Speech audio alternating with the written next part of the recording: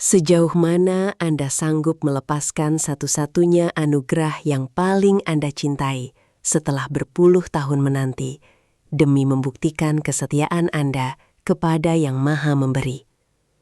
Bayangkan, sebuah penantian yang memakan usia, sebuah doa yang diulang-ulang di bawah hamparan langit malam padang pasir. Nabi Ibrahim, seorang manusia pilihan Tuhan, kekasih Allah, diuji dengan sebuah ujian cinta yang paling agung dalam sejarah peradaban manusia. Selama berpuluh-puluh tahun, Nabi Ibrahim membawa risalah keesaan Tuhan ke pelbagai pelosok bumi.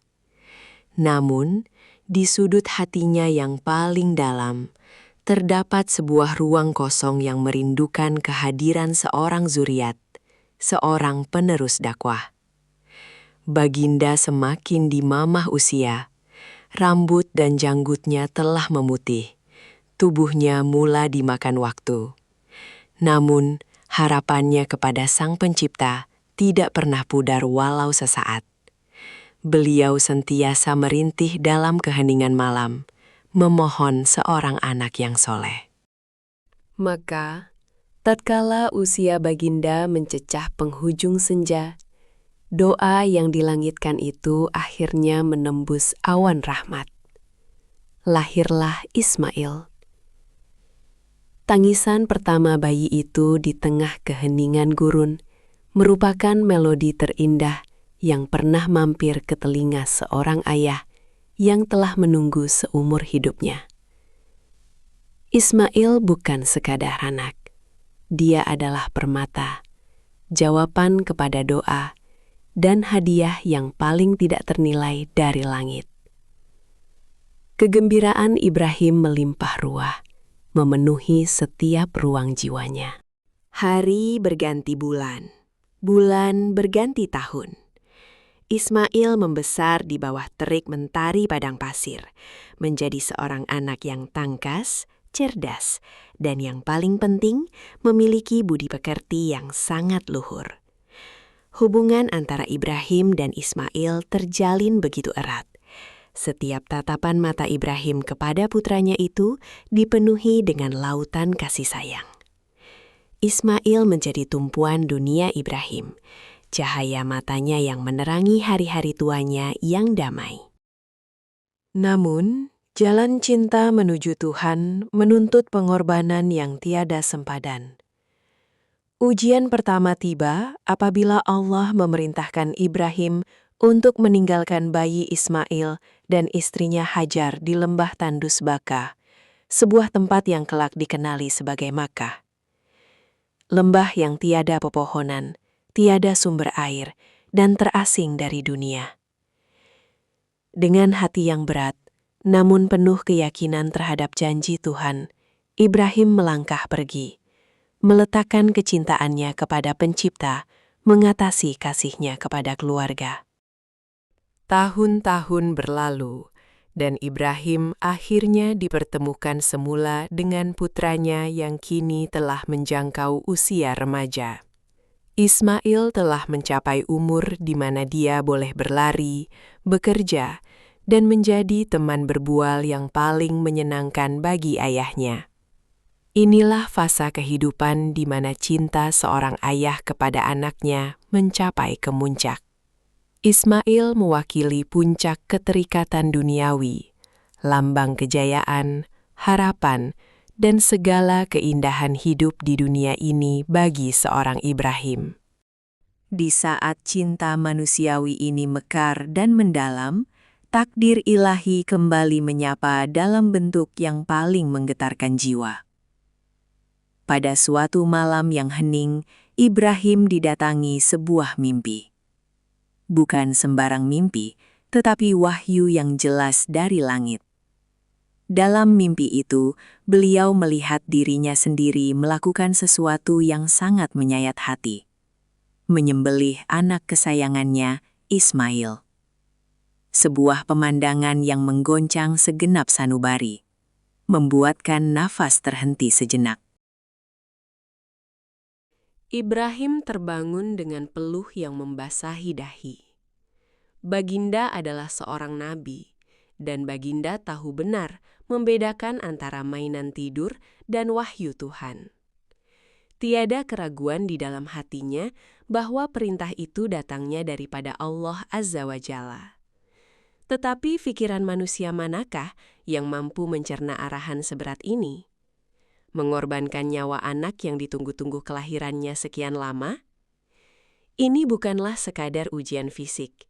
Ini adalah ujian untuk membersihkan hati dari segala bentuk berhala duniawi. Tuhan tidak meminta Ibrahim membenci Ismail. Tidak. Tuhan menguji siapakah yang paling berhak menduduki tahta tertinggi di dalam hati Ibrahim. Adakah kasihnya kepada ciptaan melebihi cintanya kepada Sang Pencipta? Ismail diibaratkan sebagai simbol segala kemewahan, pangkat, harta, dan orang-orang yang kita sayangi di dunia ini.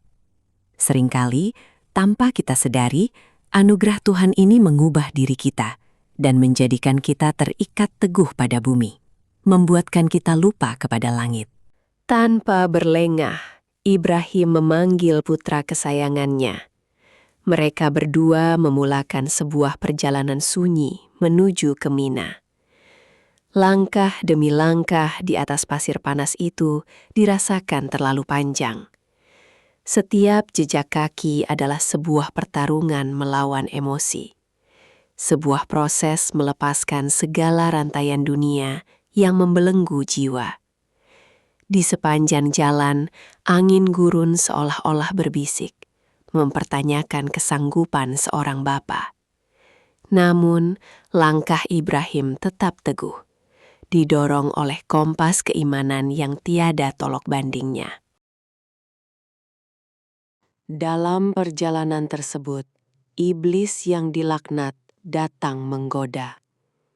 Iblis coba meracuni pikiran Ibrahim, meniupkan rasa kasihan, dan mempertikaikan rasional akal di sebalik perintah Tuhan itu. Segala bisikan kejahatan dilontarkan untuk menanam keraguan. Namun, Ibrahim dengan mata hati yang terang benderang memungut batu-batu kerikil dan merejam iblis tersebut sambil mengagungkan kebesaran Tuhan. Sebuah penolakan mutlak terhadap sebarang bentuk keraguan yang coba memesongkan ketaatannya yang luhur. Tibalah detik yang paling mendebarkan. Apabila niat sebenar diutarakan, sungguh menakjubkan reaksi sang anak. Tidak ada tangisan ketakutan, tiada bantahan atau cobaan untuk melarikan diri. Dengan tenang, sang putra mengiyakan perintah Tuhan, malah memujuk ayahnya agar tabah melaksanakannya. Penyerahan diri sang anak telah melengkapi ketundukan sang ayah. Mereka berdua pada saat itu telah berjaya memecahkan tembok keakuan diri, bersedia memulangkan amanah kepada Yang Maha Memiliki.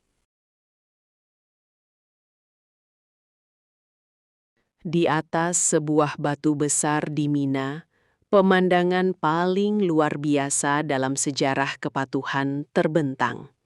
Sang ayah bersedia dengan pisaunya, manakala sang anak reda berbaring menanti saat perpisahan. Apabila mata pedang yang tajam itu menyentuh leher, dunia seakan-akan berhenti berputar. Malaikat di langit tertunduk haru. Di titik inilah, Ibrahim telah membuktikan secara total bahwa Baginda telah menyembelih kecintaannya kepada dunia, mengosongkan hatinya hanya untuk Tuhan yang satu. Namun, Allah Maha Pengasih lagi Maha Penyayang. Sebaik sahaja keikhlasan dan penyerahan mutlak itu terbukti, Allah menggantikan ketajaman bilah pisau itu dengan keselamatan. Sebuah keajaiban diturunkan dari langit, seekor kibas yang besar menggantikan posisi sang anak. Tuhan tidak menginginkan darah atau daging manusia. Tuhan hanya menuntut hati yang tulus. Ujian itu telah tamat, dan Ibrahim telah lulus dengan cemerlang. Anaknya diselamatkan, dan cintanya kepada Tuhan telah diabadikan selamanya. Kisah pengorbanan ini bukan sekadar lipatan sejarah purba. Ia adalah cermin abadi untuk kita merenung ke dalam jiwa.